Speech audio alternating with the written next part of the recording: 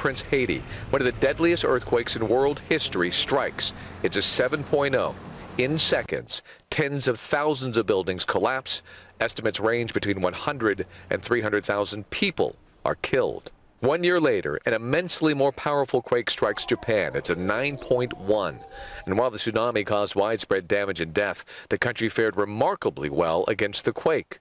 The difference, of course, is how buildings are constructed.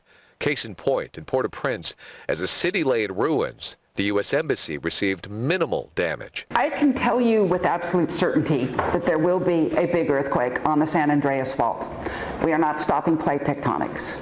I can't tell you when, but we can do a quite good job of telling you what will happen when that inevitable earthquake comes along. Dr. Lucy Jones, the world-famous, now retired Caltech seismologist, is taking her wide-ranging knowledge of earthquakes to our state capitol, pushing for change. Our current code says make sure you can crawl out alive, and that is the only thing the code asks for. Very big earthquake, in fact. We've got a very large earthquake going here. Dr. Jones' fear is that California metropolitan areas end up like Christchurch, New Zealand.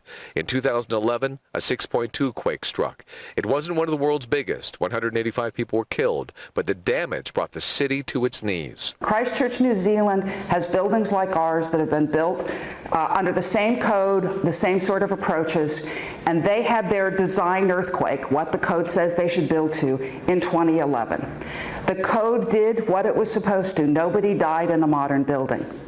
But once the dust settled, they ended up having to tear down 1,800 buildings, and their central business district was closed for 5 years. This bill will ensure that people can enter buildings and resume normal activities soon after a large earthquake. Dr. Jones is partnering with Assemblymember Adrien Nazarian, who represents the San Fernando Valley. Together, they are pushing for California lawmakers to put into place stricter building codes for multifamily residences. It would increase construction costs by 1 to 2%.